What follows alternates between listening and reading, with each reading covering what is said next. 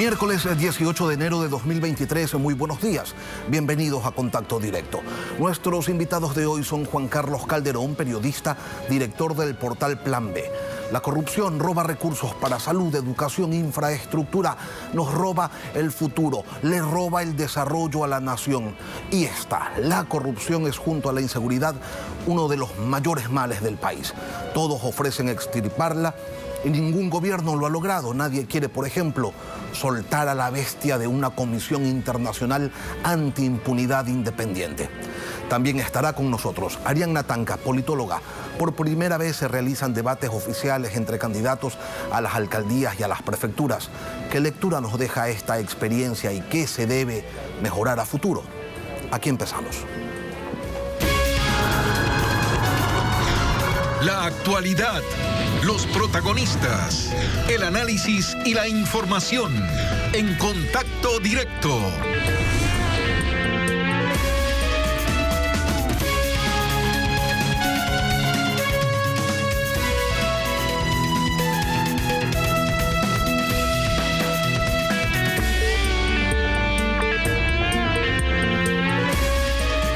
En el Ecuador parecería que la corrupción es consustancial a la democracia, a esa democracia fallida que no resuelve los problemas de la gente y que nos acompaña desde hace 44 años con un ajuar de escándalos de todas las texturas dentro de los distintos gobiernos. Hagamos memoria. En el de Osvaldo Hurtado, el caso del arroz con gorgojo o el de las muñecas de trapo. En el de Febres Cordero, Ecua Hospital, la compra del Fokker o las irregularidades en la construcción de la perimetral que denunciara Alfredo Pino Argote. En el de Rodrigo Borja, el caso de la importación de las planchas de zinc. Sixto Durán Ballén y sus flores y miel. Abdalá Bucaram y el caso de la mochila escolar, Fabián Alarcón y el uso de gastos reservados. El financiamiento ilegal de la campaña de Yamil Maguad no se puede quedar por fuera, como tampoco la denuncia por la renegociación de la deuda contra Gustavo Noboa. La pichicorte de Lucio Gutiérrez, los negociados en Andinatel durante el mandato de Alfredo Palacio y luego la década del sobreprecio institucionalizado, de las coimas de Odebrecht, de los 1.500 millones de dólares para la refinería invisible, de las oscuras preventas petroleras, de los comecheques, de los acuerdos entre privados, de la narcovalija, de los títulos falsos. Y vamos a pararla aquí porque tampoco es que tenemos todo el día y nos está esperando Juan Carlos Calderón, periodista, director del portal Plan B. Buenos días, Juan Carlos, bienvenido a Contacto Directo. Gracias, buenos días, Lenín. Y te olvidas del Gran Hermano. No me estoy olvidando del Gran Hermano, lo que pasa es que tampoco tenemos tanto tiempo. No me olvido de INA Papers, ni de la venta o del intento de venta del viceministerio de Agricultura, este último ocurrido en el actual gobierno. Juan Carlos, signado por la corrupción está el Ecuador, al menos es lo que nos dice la evidencia. ¿A qué se debe esta constante que nos acompaña desde el retorno de la democracia hasta el día de hoy? Lenín y amigos, porque uno de los signos de la corrupción es la impunidad. Yo creo que el sistema, tanto político cuanto judicial, está armado para garantizar la impunidad. Acá el sector político, quienes entran a la política, creen que entran para saquear al Estado, no para servir a los ciudadanos. Este espíritu de creer que lo público es de nadie, por tanto es un botín que debo saquear, y la gente es indolente frente a eso porque cree que es de nadie, o sea, que los recursos públicos son de nadie y quien tiene el poder político tiene la potestad o un cheque en blanco para saquear los recursos de todos nosotros. Esta visión, esta cultura institucional que hemos instaurado, que hemos naturalizado en el Ecuador, es la que se mantiene y se sostiene a través de estructuras mafiosas en organizaciones estatales, en instituciones que en conveniencia, que con concusión con sectores privados y proveedores privados hacen lo que quiera en los recursos estatales, con contratos y sobre todo en empresas donde hay dinero y donde se pueden llamar estratégicas, hay contratos millonarios. A eso habría que sumarle, Juan Carlos, que los ciudadanos tenemos un tino para escoger gobiernos o que son corruptos o que solapan la corrupción o que confían ciegamente en sus círculos cercanos. Eso habría que sumarle a este diagnóstico que tú realizas, a esta identificación de la clase política nacional que no aspira a la administración del Estado, sino que lo ve nada más como un botín. Así es, yo creo que la diferencia y corrupción es duro luchar con ella, no es un problema solo del Ecuador, es un problema de América Latina y del mundo. Vemos como en la Unión Europea, por ejemplo, recientemente se da un caso de corrupción gravísimo, impensado para la Unión Europea, donde un país influyó a través de sobornos en decisiones en la Unión Europea. En el Ecuador, lejos de minimizar esto, es una costumbre el tema de la corrupción. Pero insisto, a mí lo que me preocupa, sinceramente, es cómo el sistema se construye para la impunidad. La diferencia entre los gobiernos tiene que ver cómo estos reaccionan frente a los temas de corrupción. Estructuras criminales de corrupción dentro del sector público, insisto, con complicidad de sectores privados, va a haber, existirán. El tema es qué hace cada gobierno frente a esto, cuál es su actitud política y cuál es su actitud práctica, más allá de los discursos, de la buena voluntad, de la buena fe, la actitud práctica para acabar con estas mafias. Eso es lo que hoy desafortunadamente no vemos. ¿Y tú has encontrado, Juan Carlos, desde el retorno a la democracia, alguna reacción distinta en los hechos de corrupción que han aparecido en los distintos regímenes que hemos tenido? Bueno, ha habido gobiernos y gobiernos, pero yo creo que, por ejemplo, en el gobierno del doctor Borja hubo una acusación muy grave contra su hermano, Francisco Borja, de una radio de Guayaquil, donde decía que este señor, el hermano del presidente, influenciaba para obtener contratos de armas. Y el doctor Borja se paró inmediatamente, no esperó ni 10 minutos para reaccionar y exigirle a este periodista, entiendo, radiodifusor de Guayaquil, que lanzó esta acusación, que le presenten pruebas. Y el doctor Borja actuó inmediatamente. Ese es el tema. Muchos gobiernos lo que hacen es empezar a atacar a la prensa. Se pierden tiempo atacando a la prensa, atacando al periodista, atacando al medio. Más allá de que haya estado haciendo bien o mal las cosas, se pierde ese tiempo en lugar de tomar el toro por los cuernos. O sea, ¿qué es lo que debió, a mi criterio, actualmente en este escándalo de corrupción en el sector eléctrico, haber hecho el presidente inmediatamente y poner a sus ministros a pedirles cuentas a sus ministros, sobre todo el sector electricidad? Y eso se demoró demasiado, creo yo. Perdió tiempo atacando a la prensa, más allá de los cuestionamientos que se puedan dar una investigación o una revelación de esta naturaleza, y tuvo todo el tiempo del mundo para que no exista una respuesta contundente desde el gobierno, que hoy sí creo que lo está haciendo. Juan Carlos, ¿encuentras similitudes entre tu investigación del Gran Hermano y lo que se ha dado a conocer hasta ahora por parte de la Posta? Y no me refiero al procedimiento interno periodístico del desarrollo de la investigación, sino más bien al entramado del poder, donde se señala hoy que personas cercanas al régimen habrían intentado medrar de él. Mira, la verdad es que el punto que tú planteas al final es lo apropiado. Es decir, aquí hay una enorme diferencia. Nosotros lo que buscamos primero fueron las pruebas documentales. Contrastamos las pruebas documentales. Hicimos un equipo que buscó más de 5.000 documentos. Hicimos la reportería en los sitios, fuimos a los sitios. Y luego de obtener las evidencias documentales, las pruebas, contrastamos con la persona que estaba acusada, en este caso el hermano del presidente en este tiempo, y él dio su versión, y solo después de eso publicamos. No fue al revés. O sea, como en este caso se lanza una grabación, ¿no es cierto?, de un señor que dice cosas contra todo el mundo sin pruebas. Es un indicio. Técnicamente, periodísticamente es un indicio. Y la tarea del periodismo es precisamente no publicar y lanzar las cosas, quizás respondiendo a intereses que no son del interés público, a otros intereses, y lanzar las cosas sin contrastar, sin verificar si lo que esta persona dice, si es verdad o no. Y luego tenemos la construcción de un entramado sobre cierta base de una prueba documental que finalmente no es oficial, que finalmente no tiene ningún asidero en la legalidad documental, ¿no es cierto? No son pruebas confirmadas, y luego de ello establecer unas relaciones que llegan a los más altos niveles. A mí me parece que ahí está la diferencia. O sea, parientes que quieren influenciar sobre la acción de los gobiernos, del presidente, del secretario, etcétera, etcétera, o del ministro, va a haber siempre. Nuestra responsabilidad como periodistas es obtener las pruebas primero, documentarlas, tener las evidencias claras, contrastarlas y luego publicar. Eso es lo que hay que hacer.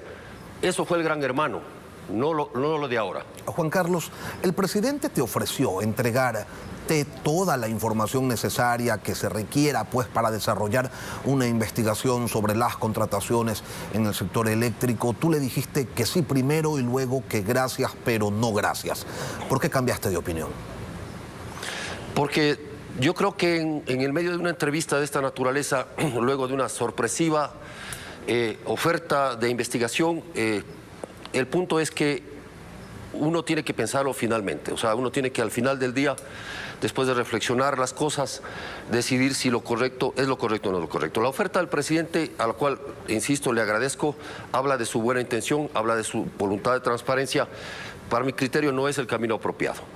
¿Por qué? Porque es el gobierno nacional, el ejecutivo, quien tiene que responder, y además porque tiene todos los instrumentos para responder de inmediato. Si el gobierno hubiese tomado rápidamente el toro por los cuernos y llamado a los responsables de esto, desde el ministro de Energía hasta el directorio de CENEL, hasta los responsables de las empresas eléctricas, y les hubiera pedido cuentas ese rato y frente al país, pues hubiera ganado mucho, hubiera evitado este bochorno. Pero no saca nada encargándole a un periodista X. No se trata de mí, yo no soy importante en esto, no se trata de una persona, se trata de cómo el gobierno reacciona frente a una denuncia de corrupción. No puede entrar un gobierno en estado de negación. No puede entrar un gobierno en estado de ataque. Los funcionarios públicos no pueden empezar a hostigar a los periodistas a través de mensajes de WhatsApp, que es lo que están haciendo este momento. No pueden generar una línea de conducta en contra de medios de comunicación diciendo que unos periodistas son serios y otros periodistas no son serios. El gobierno no le corresponde decir si un periodista es serio o no. Eso le corresponde a la opinión pública, a quienes nos ven. Entonces, le agradecí al presidente, pero no considero que sea el modo apropiado. Yo creo que el presidente actuó, perdóname, correctamente después. Un poco tarde, pero después. Pero correctamente, es decir, pedirle a la fiscal, con varias cartas, decirle a la fiscal que actúe, que abre toda la información en el sector público, etcétera. Que los ministros den la cara, perfecto. Pero eso es un tema de voluntad política. Yo digo, no se actúa contra la corrupción con discursos. El presidente tiene que revisar quiénes nombraron. En este caso, quiénes nombraron y por qué en los cargos donde están. En este caso, se sabe y es público que la Comisión de Fiscalización, su presidente, Fernando Villavicencio, le advirtió al Ejecutivo, a la Presidencia de la República, lo que estaba pasando en Flopec, lo que estaba pasando en el CELEC, en el CENEL, le advirtió hace meses y no se hizo caso. Entonces, te quiero invitar a escuchar lo que en este espacio dijeron José Ugaz, ex procurador ad hoc en la investigación de corrupción Fujimori y Montesinos, expresidente de Transparencia Internacional, y Telma Aldana, la ex fiscal general de Guatemala, quien trabajó de la mano con la Comisión Internacional contra la Impunidad y la Corrupción de Naciones Unidas en ese país. Bueno, hoy día existen reglas mucho más claras que cuando nosotros incluso llevamos la investigación en su momento. En ese entonces Perú, por ejemplo, no era suscriptor de la Convención de Naciones Unidas contra la Corrupción, no teníamos una unidad de inteligencia financiera y no había la infraestructura que hoy día existe para repatriar. En el caso nuestro, logramos tomar contacto muy rápido con las autoridades suizas y eso nos permitió repatriar en un tiempo récord de muy pocos meses 45 primeros millones de dólares.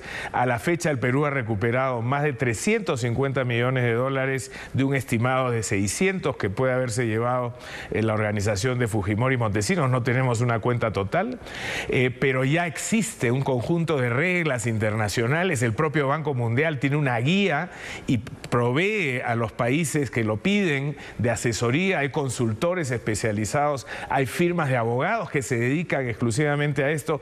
En general, hoy día hay muchos recursos para repatriar y de hecho hay muchos países que están recuperando dineros de la corrupción.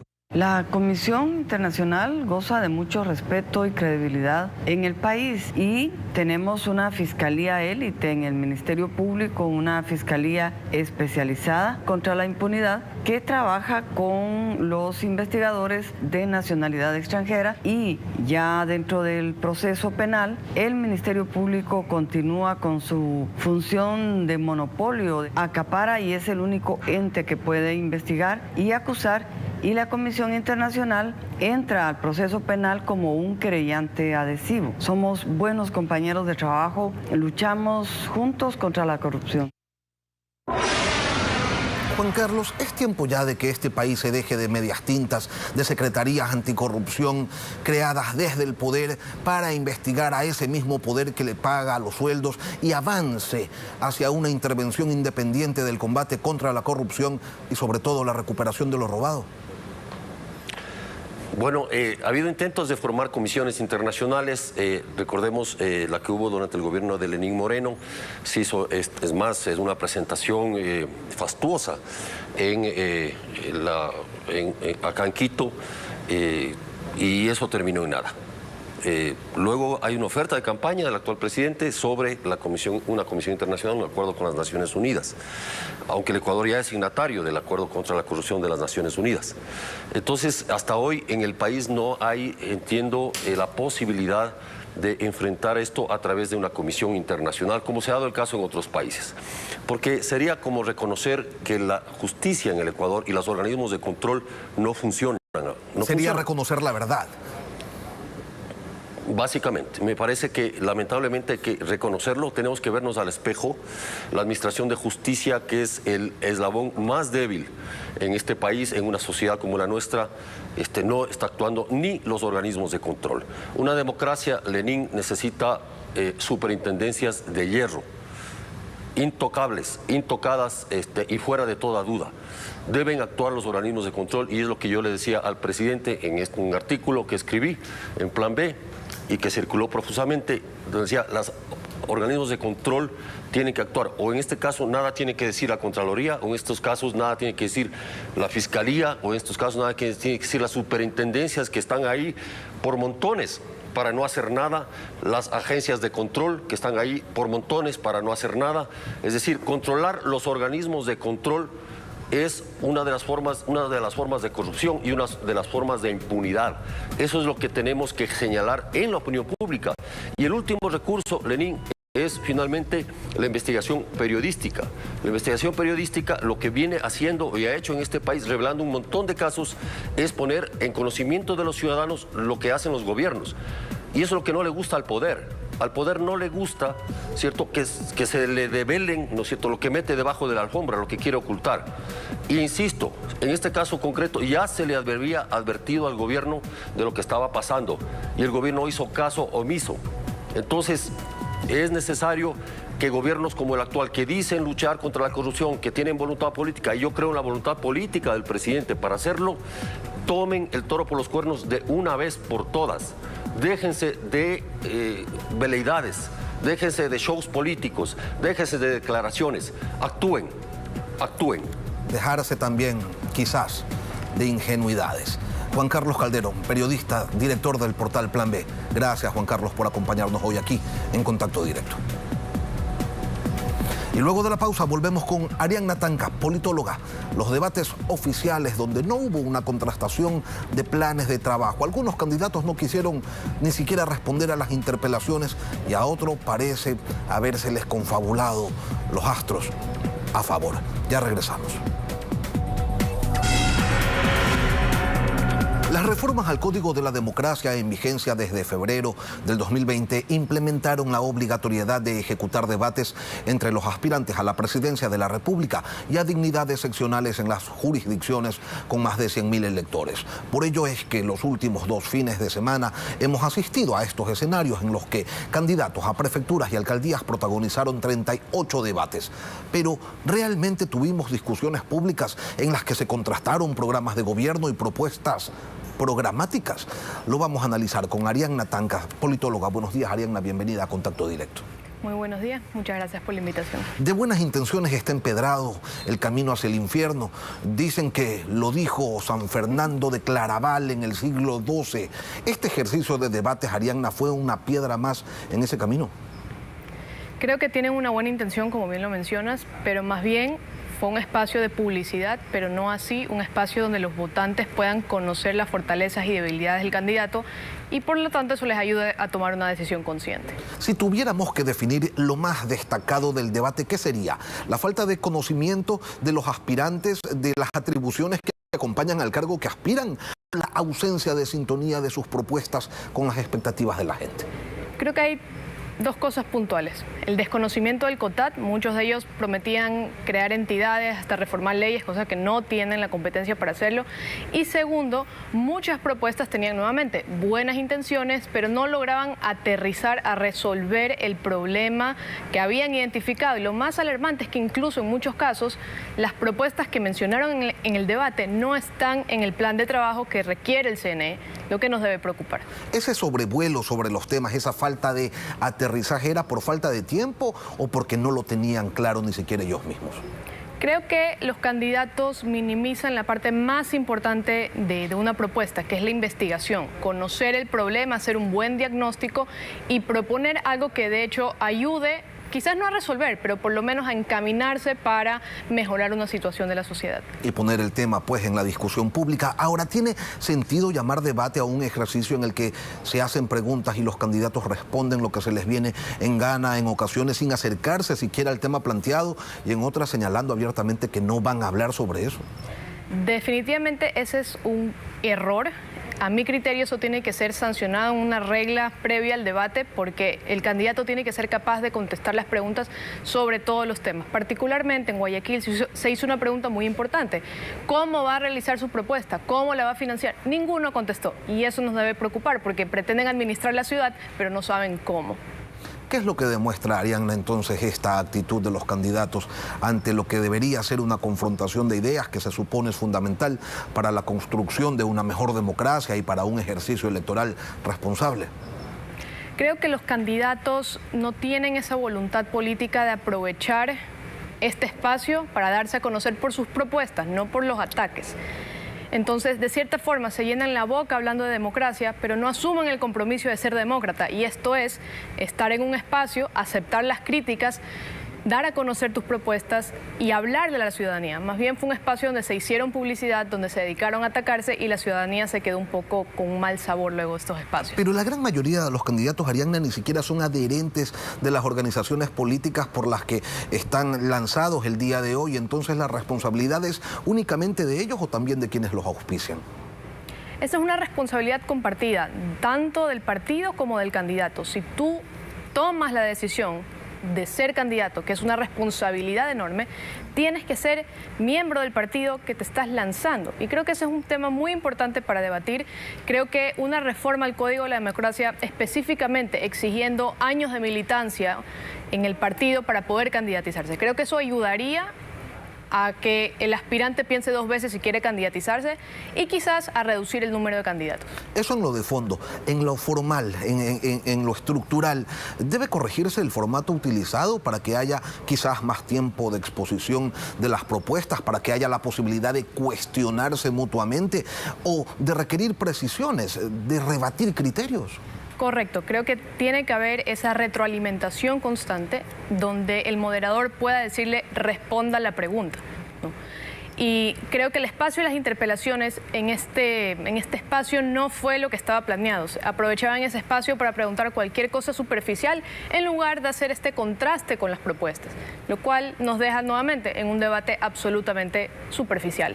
¿Le llamó la atención, Arianna, que en el debate de Guayaquil por sorteo la alcaldesa estuviera en un grupo con aspirantes de menor aceptación electoral, según todas las encuestas, y que por sorteo incluso esté sentada en la mitad del escenario? Por supuesto, creo que tuvo mucha suerte la actual alcaldesa, puesto que en el primer grupo fue como el chivo expiatorio. Todas las criticaron y cuando llegó el grupo B, simplemente hizo una declaración respondiéndole y nadie en ese grupo la cuestionó como debió ser. En estos tiempos en los que se cuestiona o en los que está colocado sobre la mesa del debate público el tema del financiamiento de las campañas electorales, ¿cómo entendemos que nadie, lo que usted señalaba, Ariana, que nadie haya podido responder con contundencia cómo se financian sus propuestas, cómo se financian sus campañas electorales? De hecho, eso es un requisito del Código de la Democracia. Todos los partidos tienen que rendir cuentas sobre el dinero que reciben y en qué lo están gastando y dinero de quiénes están recibiendo. El problema es que esos espacios de rendición de cuenta la ciudadanía no se entera y muchas veces ni siquiera se lo toman en serio. Y yo creo que es importante que nosotros los ciudadanos sepamos en qué están gastando el dinero, porque supuestamente tiene que irse a, por ejemplo, actividades administrativas del partido, capacitaciones, etcétera. Y eso con la intención de tener mejor calidad de partido, lo cual no estamos viendo. ¿Debe haber un solo debate, este que organiza el Consejo Nacional Electoral, o debemos propender a que haya más acciones de este tipo, auspiciados por medios de comunicación, organizaciones no gubernamentales, por gremios, por la academia? Definitivamente, estos espacios tienen que ampliarse, porque nuevamente en el debate fue un espacio donde aprovecharon a hacer publicidad, a repetir eslogan de campaña, pero ninguno a discutir las propuestas de fondo. Entonces estos espacios son muy importantes, pero a la vez tiene que tener esa voluntad de discutir. Si no existe esa voluntad, estos espacios van a ser superficiales como el que ya vimos. ¿No aportó mayor cosa entonces? Eso quizás lo podemos ver en esta semana, si publican encuestas podremos ver en el número de indecisos, si sube, baja. En las presidenciales el candidato Freire, de hecho, subió en las encuestas luego del debate, entonces esperemos a ver qué dicen los números. Pero la primera impresión, ¿cuál es? Yo creo que estamos más confundidos que antes. Ariana Tanca, politóloga, gracias por venir a Contacto Directo. Muchísimas gracias por la invitación. Una pausa y volvemos.